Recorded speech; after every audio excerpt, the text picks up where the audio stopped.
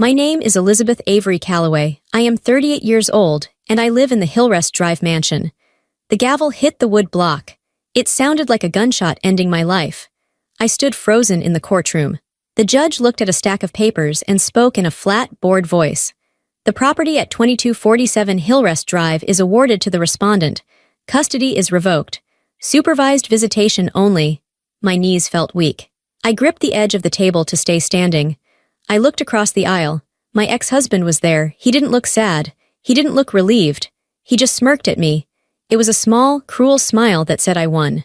In 10 seconds, I lost everything. My childhood home was gone. My children were taken away from me. My identity as a mother was shattered. I walked out of that courtroom with nothing but a thin manila folder of court orders and a heavy feeling in my chest. I had been outplayed. I had been tricked. I thought it was over. I thought he had buried me. But he made one mistake. He didn't know about unit number 117.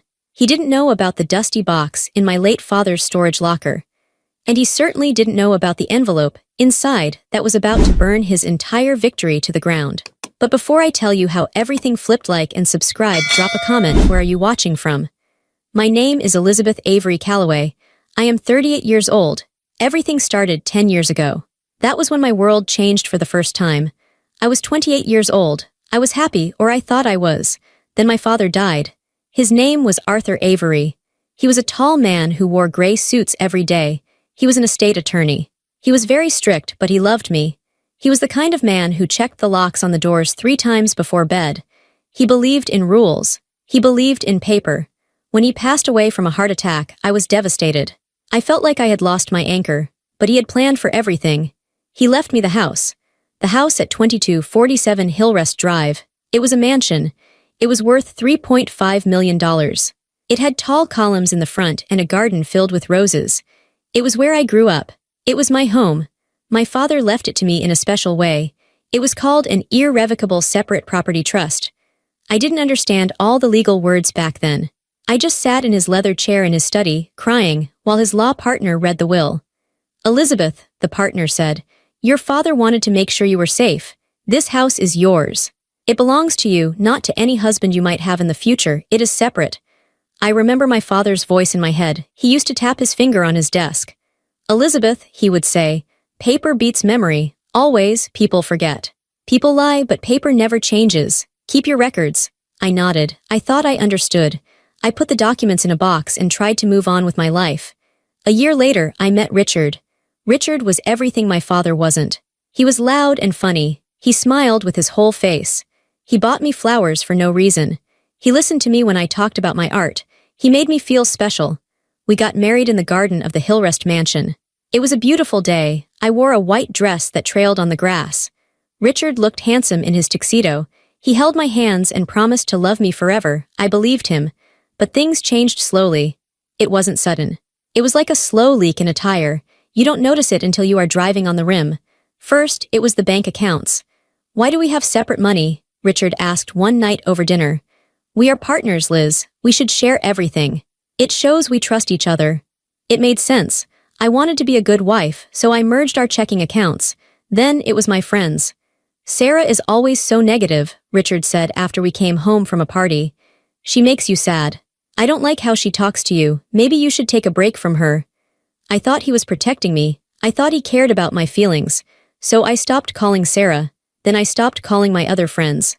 Soon it was just me and Richard. Then came the subtle guilt. If I bought a new dress, he would sigh. He wouldn't yell. He would just look worried. "Are you sure we can afford that?" he would ask, even though we had plenty of money. "We need to be careful. I'm just thinking about our future." I started to feel guilty for spending my own money. I started to ask him for permission. I didn't see the trap. I was busy being a wife. Then, I was busy being a mother. We had 2 children, Leo and Maya. They were my whole world. I spent my days taking them to the park, cooking their meals, and reading them stories. I was tired, but I was happy. Meanwhile, Richard was busy too. But he wasn't busy with work. He was busy studying my inheritance. He asked questions about the house. He asked about the trust. He wanted to see the paperwork. "I just want to organize things," he said. "I want to make sure the kids are secure." I trusted him. I showed him where I kept the files in the home office. I let him handle the taxes. I let him talk to the accountants. I didn't know that he was looking for a loophole. I didn't know he was planning a war. I was living in a dream. I thought we were a team. I didn't know I was sleeping next to an enemy who was waiting for the right moment to strike. The cracks in our marriage turned into holes. Then the holes turned into a canyon. Richard stopped being charming. He became cold. He criticized everything I did. The food was too salty. The house was too messy. The kids were too loud. One night in the kitchen, the truth finally came out. I want a divorce, he said. He was cutting a steak. He didn't even look up. I froze. I was holding a dish towel. What? I'm not happy, he said. I haven't been happy for a long time, and I want the house. I dropped the towel. The house? This is my house. My father left it to me. Richard looked at me then. His eyes were dark. We've lived here for 8 years, Liz. I've paid for repairs. I've paid the taxes. It's marital property now, and I'm going to take it. You can't, I said. My voice was shaking. It's in a trust. We'll see, he said. The war began the next day. I thought the truth would matter. I thought the courts would be fair. I was wrong. Richard didn't just want the house. He wanted to destroy me so I couldn't fight back. He wanted to make sure I had no money and no credibility. He started the lies. He told our neighbors that I was drinking. He told the school teachers that I was unstable. He told our friends that I was having a breakdown. Then came the legal assault. We went to court. I sat there with my lawyer, a nice woman named Karen. She told me not to worry, but Richard had a shark for a lawyer. They produced evidence I had never seen before. Your Honor, Richard's lawyer said. We have notes here from Mrs. Calloway's therapist. They detail severe anger issues and resentment toward the children. I stood up. That's a lie. I never said those things. The judge banged the gavel. Sit down, Mrs. Calloway. I looked at the paper. It was on letterhead from a therapist I had seen once for grief counseling after my dad died. But the words were all wrong.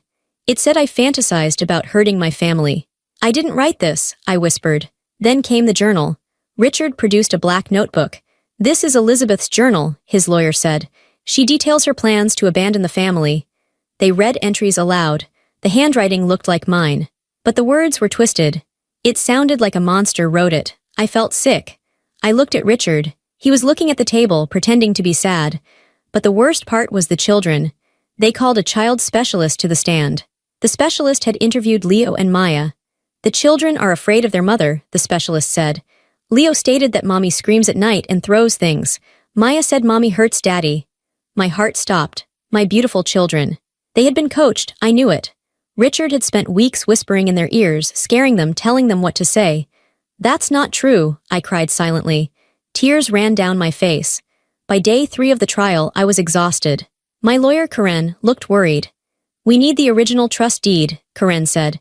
The copy we have isn't clear about the separate property clause. Richard's lawyer is arguing that because you used joint funds for repairs, the trust was broken.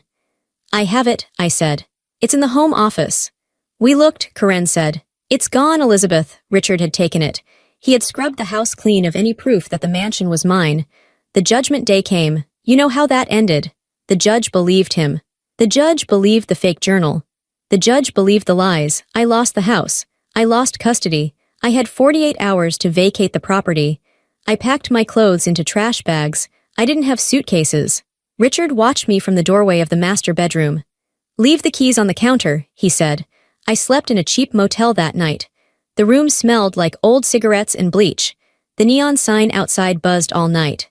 I lay on the lumpy mattress and stared at the ceiling. I had an eviction notice on the nightstand. I had lost my children. I had lost my home. I had lost my father's legacy. I felt like I was drowning. I wanted to give up. I closed my eyes and wished I wouldn't wake up. I woke up the next morning to the sound of a car alarm outside. The sun was coming through the thin curtains. I sat up. My head hurt. I felt empty. I looked at the few boxes I had managed to bring with me. They were mostly old clothes and some books. I thought about my father. I thought about what he would say if he saw me now. He would be disappointed. He had given me a fortress, and I had let the enemy walk right in. Paper beats memory. The phrase echoed in my mind. Paper beats memory. Wait, my father was paranoid. He was careful. He never kept important things in the house. He always said houses could burn down. Houses could be robbed. He kept his most important files somewhere else. I closed my eyes, trying to remember. It was 10 years ago, after the funeral. We cleared out his office. There were boxes. Lots of boxes. Most of them went to the trash, but some went to a storage unit. Unit number 117. I hadn't been there in years. I paid the bill automatically every month from my personal account, the one small account Richard hadn't touched because it was so small. I grabbed my keys. I didn't even brush my hair. I drove my old sedan to the edge of town. The storage facility was a row of orange metal doors. It was dusty and hot. I found unit number 117. My hands were shaking as I tried to put the key in the lock. What if Richard had been here too? What if he had emptied this too? The lock clicked. I pulled the metal door up. It rattled loud in the quiet morning.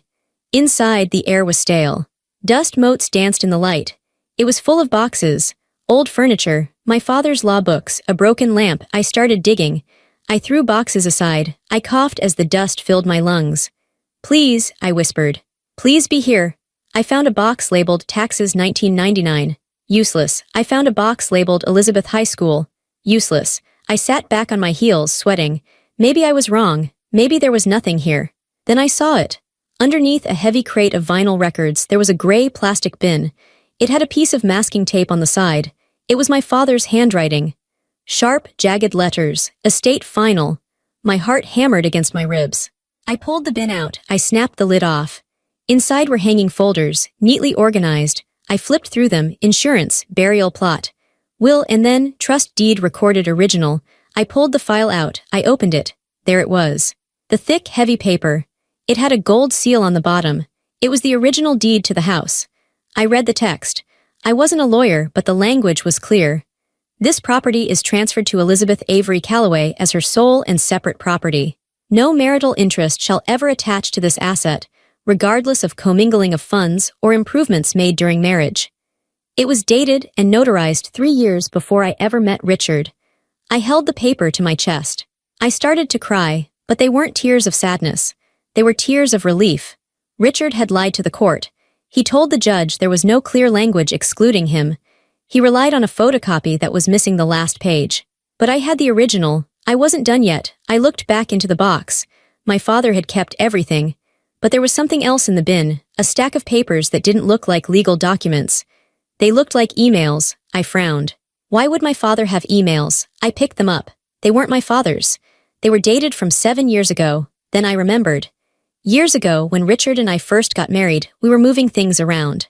I had printed out a bunch of documents from our home computer to back them up before we wiped the hard drive. I had shoved them into a folder and put them in this bin for safekeeping, thinking they were just tax records. I had completely forgotten about them.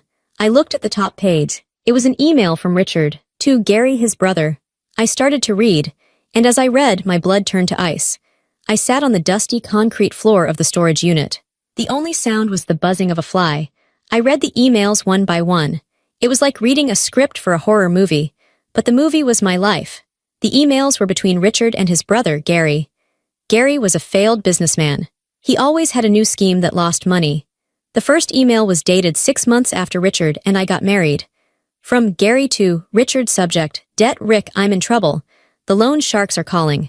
I owe $480,000. If I don't pay in 2 years, I'm dead. You have to help me.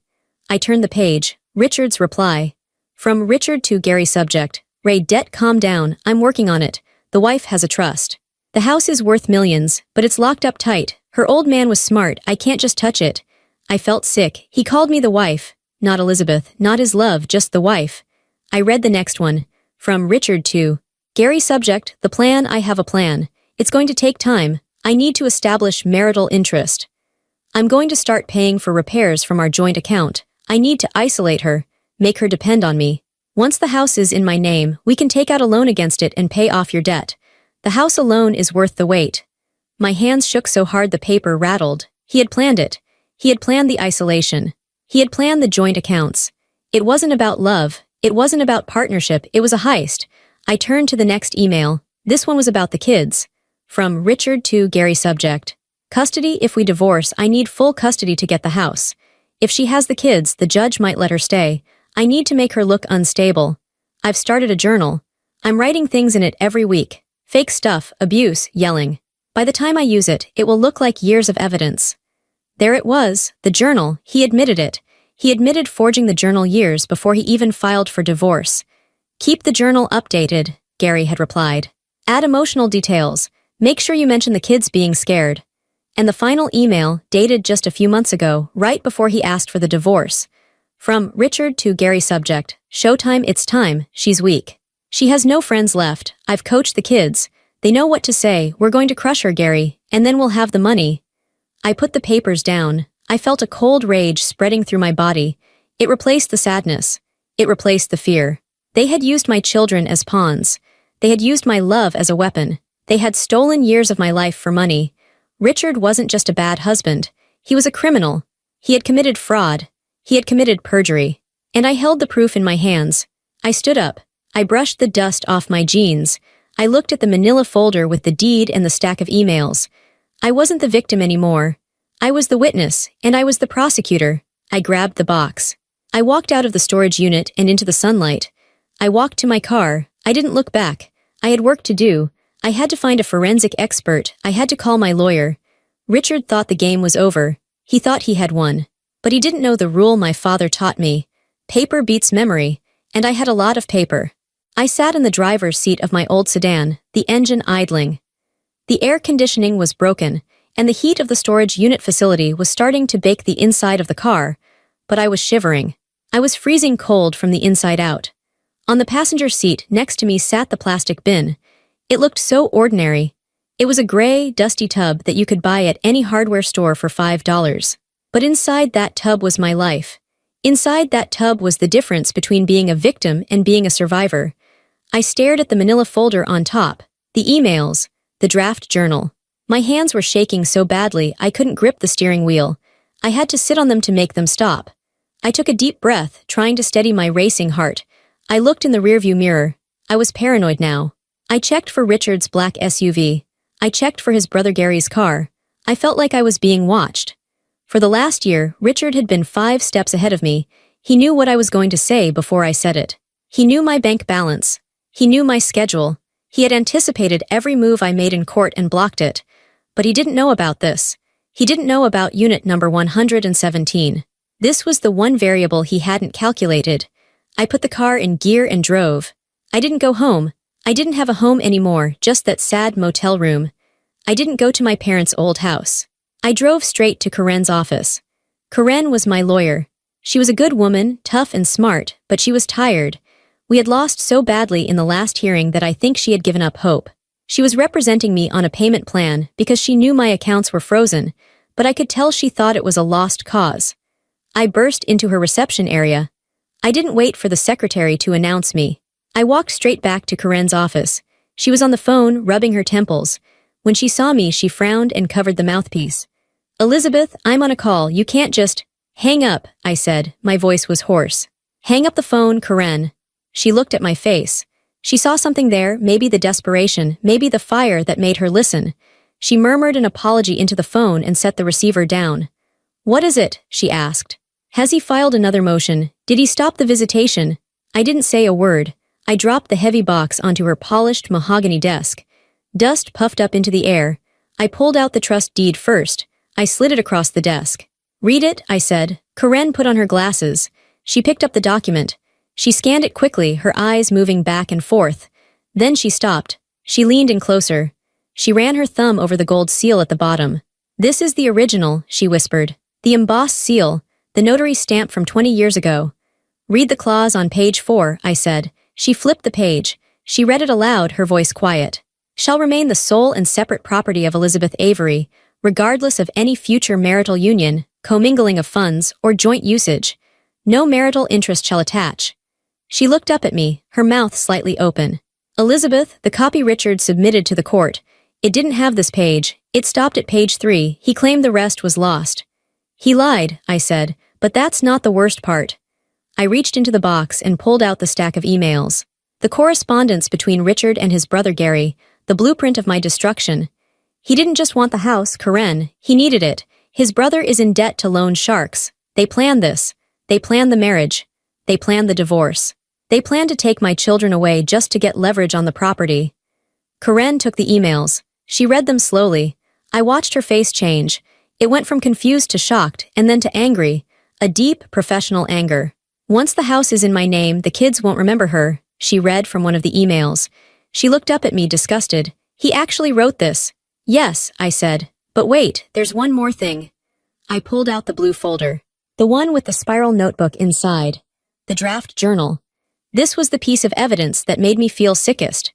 This was the proof that my mental instability was nothing more than a creative writing project for him. You remember the journal he submitted? I asked. The one where I supposedly wrote about wanting to hurt the kids. Of course, Karen said. That was the piece of evidence that lost us custody. The judge said it showed a disturbed mind. Look at this. I opened the notebook to a page covered in red ink. It was Richard's handwriting. I knew the slant of his letters. I knew the way he crossed his T's note to self. Make this entry sound more frantic. Use short sentences. Say she broke a glass. And below that in his handwriting, draft 1, I am so angry at Leo. Draft 2, final, I hate Leo. I want to throw him against the wall. Karen stared at the page. She was silent for a long time. The air conditioning in the office hummed. He drafted it, she said finally. He workshopped your insanity. He wrote it, edited it, and then forged it in your handwriting in the final book. Can we prove it? I asked. I know it's his handwriting in the margins, but can we prove he wrote the fake journal entries? Karen slammed the notebook shut. She stood up. She looked like a warrior now. The fatigue was gone. We aren't just going to prove it, Elizabeth. We are going to crucify him with it. I'm calling Henderson. Mr. Henderson was a forensic document examiner. He was a small man who worked out of a basement lab that smelled like vinegar and chemicals. He didn't talk much. He just looked at things through giant microscopes. We brought him everything. The original trust deed, the emails, the fake journal Richard submitted to court, and the draft notebook I had found with the red ink. The wait was agonizing. It took 3 days. For 3 days I sat in my motel room. I couldn't eat, I couldn't sleep. I stared at the phone. I kept thinking about the kids, Leo and Maya. They were with him. They were in that house. Was he writing more lies about them right now? Was he telling them I didn't love them? Every time my phone rang, I jumped. Finally, on Thursday afternoon, Karen called. Come to the office, she said. The report is in. I drove over. I felt like I was driving to my own execution or my salvation. I didn't know which one it would be. Mr. Henderson was there, sitting in a chair in Karen's office. He had a thick packet of paper in his lap. Mrs. Calloway, he said, nodding to me.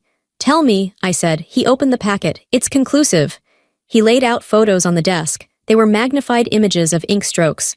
First, the journal, Henderson said. The journal submitted to the court. The evidence of your instability was not written over a period of 5 years as your ex-husband claimed. Ink dating analysis shows that all the entries were written within a 3-week window, approximately 6 months ago.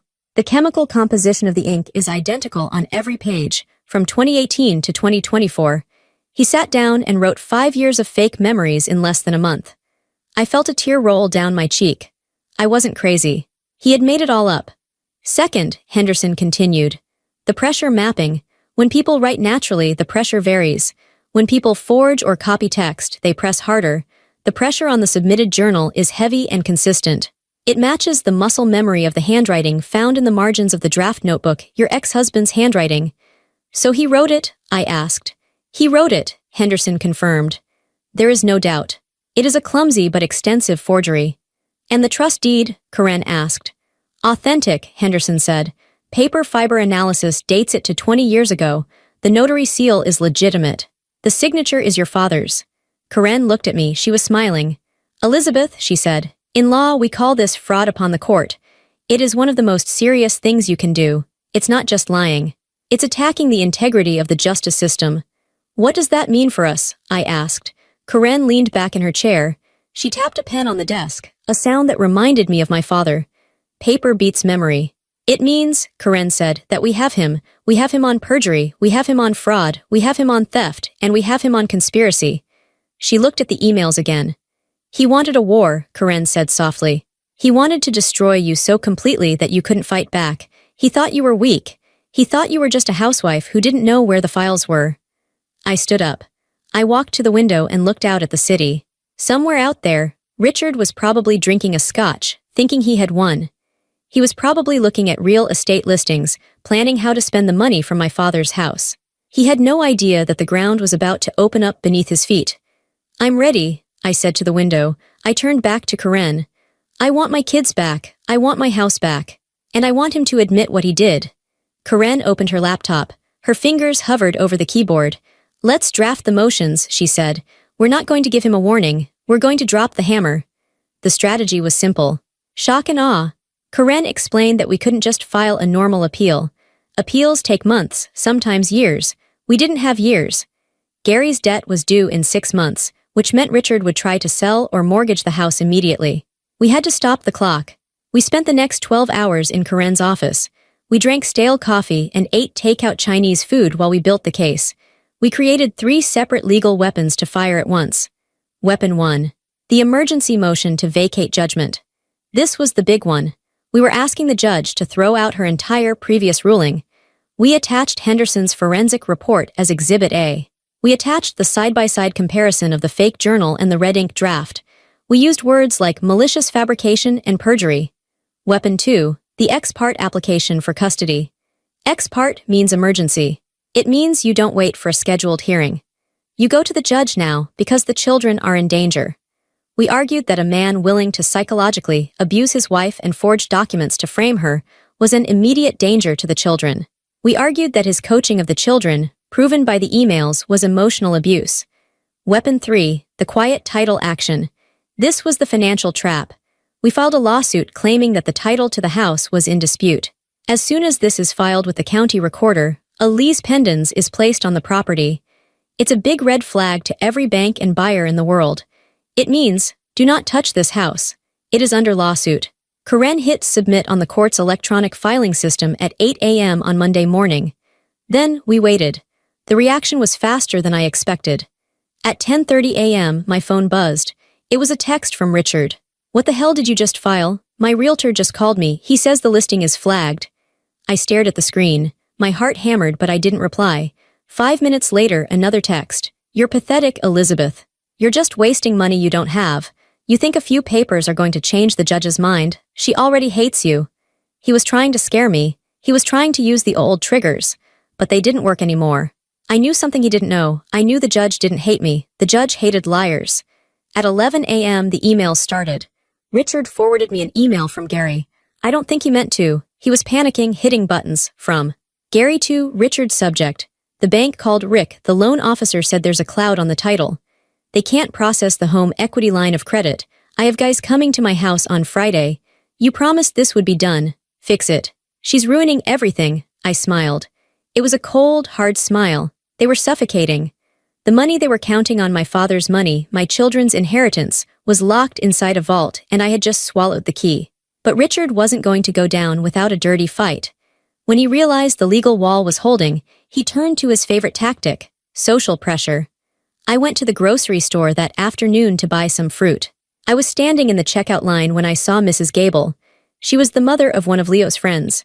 She used to come to my house for coffee. When she saw me, she didn't smile. She pulled her cart back. I heard about what you're doing, she said loudly. People turned to look. Excuse me, I said.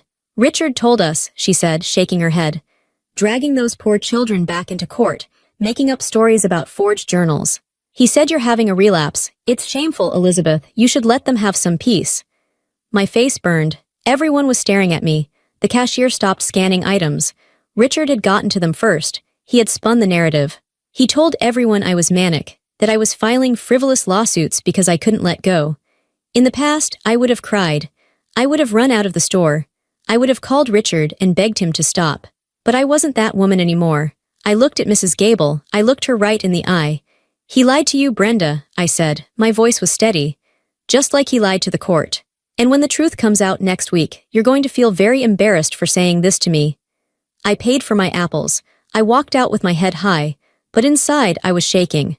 It is hard to stand alone when the whole world thinks you are the villain. Wednesday came. The court clerk called Karen. Judge Miller has reviewed the emergency filing, Karen told me over the phone. She's granting an expedited hearing. Friday morning, 9 a.m. Is that good? I asked. It's very good, Karen said. Usually, they set these things out for weeks. If she wants to see us in 2 days, it means she read the evidence. She's interested. Thursday night was the longest night of my life. I sat on the edge of my bed in the motel. I had my suit hanging on the doorframe. It was my navy blue suit, the one I wore to my father's funeral. It made me feel strong. I took out the picture of my kids I kept in my wallet. Leo and Maya, smiling at the beach 2 years ago, before the drama, before the lies. I'm coming, I whispered to the photo. Mommy is coming. My phone buzzed again. It was Richard. He was calling. I watched the screen light up. Richard calling. I knew why he was calling. He wanted to make a deal. He wanted to offer me a settlement. Maybe he'd offer me some cash to drop the fraud charges. Maybe he'd threaten me. I didn't answer. I turned the phone off. I didn't want a deal. I didn't want cash. I wanted the truth to be spoken out loud. I wanted the stain he had put on my name to be washed away. I lay down in the dark. I closed my eyes and practiced my breathing. Inhale, paper beats memory. Exhale, truth beats lies. I thought about the courtroom. I thought about Judge Miller. She was a terrifying woman. She had looked at me with such disdain during the first trial. She had called me an unfit mother. Changing her mind would be like turning an ocean liner. It would take immense force. But I had the force. I had the box. I fell asleep dreaming of my father. In the dream, he was standing in his study, holding the trust deed. He didn't say anything. He just nodded at me. He looked proud. When I woke up, the sun was shining. It was Friday, the day of reckoning. I showered, dressed, and drove to the courthouse. I met Karen on the steps. She was carrying the heavy black binder of evidence. It looked like a weapon. Ready? She asked. Ready, I said. We walked through the metal detectors. We walked down the long marble hallway. We walked into Department 4. Richard was already there. He was sitting with his lawyer. He looked tired. His eyes were red, like he hadn't slept. When I walked in, he looked up. For the first time in our entire marriage, I didn't see arrogance in his eyes. I didn't see pity. I saw fear. He knew. He knew I had found the storage unit. He knew the game was up. But he was trapped. He had to play it out. I sat down at my table. I placed my hands on the smooth wood. I looked at the empty judge's bench. Bring it on, I thought. The bailiff stood up. All rise. Department 4 is now in session. The Honorable Judge Miller presiding. The door opened. The judge walked in. Her robe swished around her. She didn't look at the lawyers. She didn't look at the audience.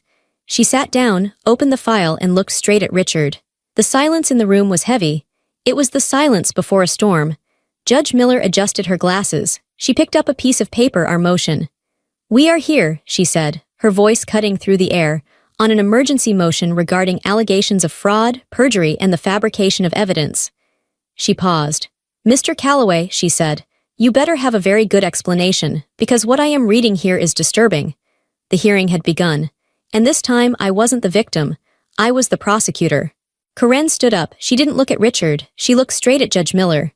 Your Honor, Karen said. Her voice was calm, but it carried to every corner of the room. This is not a standard custody modification. This is an exposure of a criminal conspiracy. Judge Miller leaned back in her leather chair. She took off her glasses. Proceed. Karen walked to the evidence table. She picked up the heavy black binder we had prepared. She handed a copy to the bailiff to give to the judge, and another copy to Richard's lawyer. Richard's lawyer opened it. I saw his face go pale. He leaned over and whispered frantically to Richard. Richard stared at the page and his jaw tightened. We have 3 exhibits, Karen said. I would like to direct the court's attention to the screen. Karen turned on the overhead projector. A beam of light hit the white screen on the wall. Exhibit A, Karen said. The image of the trust deed appeared. It was huge. The gold seal looked like a sun. This is the original deed, Karen explained, found in the late Arthur Avery's storage unit. If you look at page 4, which was conveniently missing from the copy Mr. Calloway submitted to this court last year, you will see the separate property clause. Karen read it aloud. No marital interest shall attach. The judge looked at the binder, then at the screen. She turned to Richard's lawyer. Counsel, the judge said, why did your client submit an incomplete document during the divorce trial? Richard's lawyer stood up. He was sweating. Your Honor, my client, simply provided what he found in the home files. We were not aware there were missing pages. My client was the executor of the estate, Richard blurted out. He couldn't help himself. She should have known. Quiet, the judge snapped. Karen didn't wait. She clicked the button for the next slide. Exhibit B, she said. The motivation. The emails appeared. The font was large and black against the white screen. From Richard to Gary. Subject, the plan. I have to isolate her. Make her depend on me. Once the house is in my name, we can take out a loan against it and pay off your debt. A murmur went through the courtroom. The court reporter paused her typing for a split second, then continued furiously. This email, Karen said, pointing to the screen, is dated 6 months into the marriage. Mr. Calloway was not building a life. He was planning a heist. Richard sank lower in his chair. He wasn't smirking anymore. He looked small. He looked like a trapped animal. And finally, Karen said, Exhibit C. The smoking gun. She put the image of the draft journal on the screen. On the left side was the page Richard had submitted to the court months ago, the one that claimed I was violent. On the right side was the page I found in the blue folder, the draft with the red ink. The red ink looked like blood on the screen. Make this sound dangerous, the note in the margin read. Use the kids' names. Say she scared them. The courtroom went completely silent. It was a heavy, suffocating silence. Karen turned to the judge. Mr. Calloway didn't just lie, Your Honor. He wrote a script. He drafted my client's mental breakdown. He edited it like a novel. And then he forged the final copy to steal her children. Judge Miller stared at the screen for a long time. Her face was unreadable. She was a mother too. I knew that. I wondered what she was feeling. Finally, she looked down at Richard. Her eyes were cold. Mr. Calloway, she said, take the stand. Richard stood up. His legs were shaky. He walked to the witness box. He sat down. You are under oath, the judge said. Did you write the notes in red ink? Richard looked at his lawyer. His lawyer looked down at his table, refusing to make eye contact. The lawyer knew the ship was sinking. I was just venting, Richard stammered. I was angry. It's not what it looks like. Did you forge the journal entries? The judge asked. Her voice was getting louder. No, I rewrote them from memory, Richard said. She really did those things. I just fixed the dates.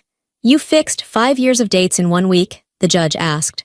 According to the forensic report, you wrote the entire journal in January of this year. Richard didn't answer. He wiped sweat from his forehead. And the emails? The judge asked. Did you plan to sell the house to pay your brother's gambling debt? It was a business loan, Richard yelled. And it's my house too. I lived there. I fixed the roof. It was never your house, the judge said. She slammed her hand on the desk. And those children are not your pawns. She looked at me. Mrs. Calloway, she said, stand up. I stood up. My knees were knocking together, but I held my head high. The court owes you an apology, Judge Miller said. We failed you. We allowed a manipulator to weaponize the legal system against you. But today, the record gets set straight. The judge didn't take a recess. She didn't need time to think. She grabbed her pen and started writing orders. The previous judgment regarding the property at 2247 Hillrest Drive is vacated immediately, she announced. Her voice was sharp and final. The property is confirmed as the sole and separate property of Elizabeth Avery Calloway. Mr. Calloway, you have until 6 p.m. tonight to remove your personal effects. You are not to take a single item of furniture, art, or documentation. If you damage one wall, I will hold you in contempt. I let out a breath. The house was mine. My father's legacy was safe. Regarding custody, the judge continued. My heart stopped. This was the only thing that really mattered. The previous custody order was based on fraudulent evidence, the judge said. Therefore, it is void. Full physical and legal custody is returned to the mother, effective immediately. I covered my mouth with my hand to stop a sob from escaping. Mr. Calloway, the judge said, looking at Richard with disgust. Your visitation rights are suspended. You will undergo a full psychiatric evaluation. And given the evidence of fraud and perjury, I am referring this transcript to the district attorney's office. You may be facing criminal charges. Richard put his head in his hands. He was crying now. It wasn't a dignified cry. It was a whimpering sound. He had lost everything. The house, the money, the control, the kids. Bailiff, the judge said. Please escort Mr. Calloway out of the building. Ensure he does not approach the petitioner. 2 bailiffs moved toward Richard. He stood up slowly. He looked at me one last time. There was no hate left in his eyes, just shock. He couldn't believe his plan had failed. He couldn't believe the weak wife had beaten him. I didn't look away. I watched him walk out. He looked small. Then the back doors of the courtroom opened. The social worker walked in. Behind her were Leo and Maya. They had been waiting in the secure witness room. They didn't know the details, but they knew something big was happening. Leo looked at me. He was 12, trying to be a man, but he looked so young. He looked scared. The social worker leaned down and whispered to him. I saw his eyes get wide. She told him he was coming home with me. He looked across the room. He saw his father's empty chair. He saw me standing there, crying silent tears. He walked up to the wooden railing that separated the public from the court. Mom, he whispered. I walked over. I fell to my knees so I could be at his level. I'm here, Leo, I said. I'm here, Dad said. Dad said you didn't want us, Leo said. His voice broke. He said you were sick. He lied, Leo, I said softly. I fought for you every single day. I never stopped wanting you. Not for 1 second. Leo looked at the judge, then back at me. The truth was sinking in. The last year of confusion, of being told to hate me, it was all crumbling. I'm sorry, he choked out. I'm sorry I was mean. No, I said, reaching through the railing to grab his hand. Don't you ever apologize. You did nothing wrong. You survived. We both survived. Maya, my little 7-year-old, ran past Leo. She didn't ask questions. She just wanted her mom. She reached over the railing. I stood up and pulled her into my arms. I buried my face in her hair. She smelled like strawberry shampoo and childhood. Mommy, she cried. I held them both. The bailiff, the court reporter, even the stern Judge Miller, they all watched. No one interrupted. Court is adjourned, the judge said softly. She tapped the gavel gently. I walked out of that courthouse holding my children's hands. The sun was shining outside. It was bright and blinding. I had walked in with a box of papers. I walked out with my life. The first night back in the mansion was strange. The house was the same, but it felt different. Richard had changed things. He had painted the kitchen a cold gray. He had moved my father's favorite armchair to the basement, but he was gone. His clothes were gone. His smell was fading. I ordered pizza for the kids.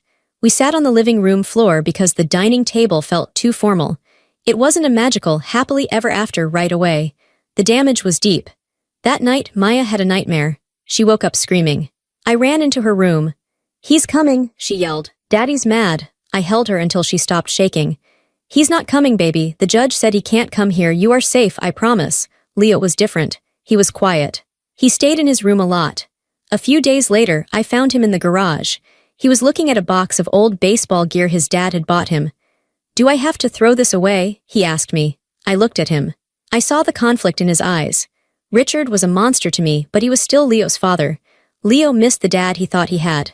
No, I said gently. You don't have to throw anything away. You can keep the good memories, Leo. You can love the parts of him that were good to you, but we have to be safe from the parts that were bad. He nodded. He understood. Week by week, we healed. I hired painters.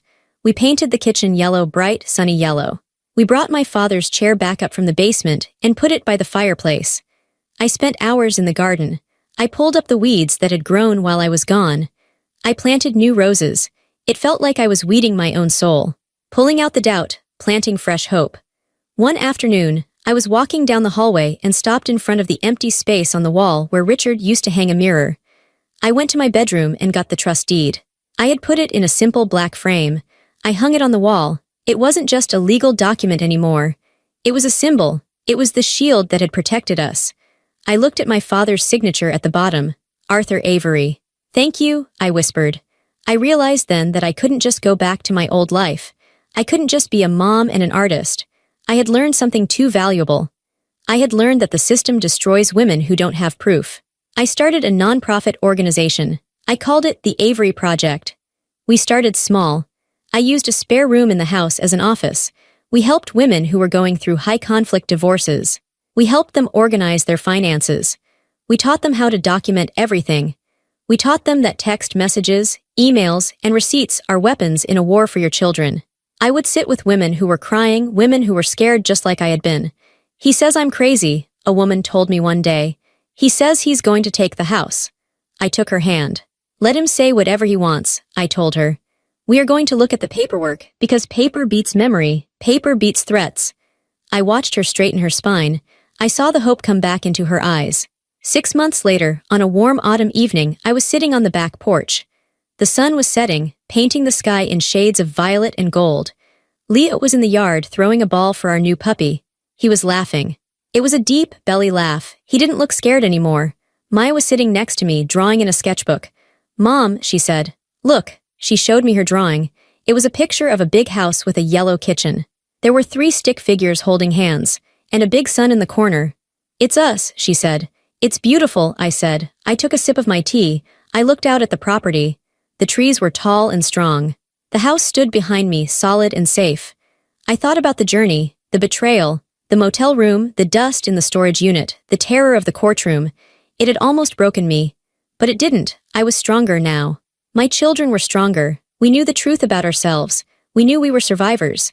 My father's voice echoed in my mind one last time. Paper beats memory, I smiled. Yes, paper beats memory. But love beats everything. And I had reclaimed mine. I closed my eyes and listened to the wind in the trees. I was home, and no one was ever going to take it from me again.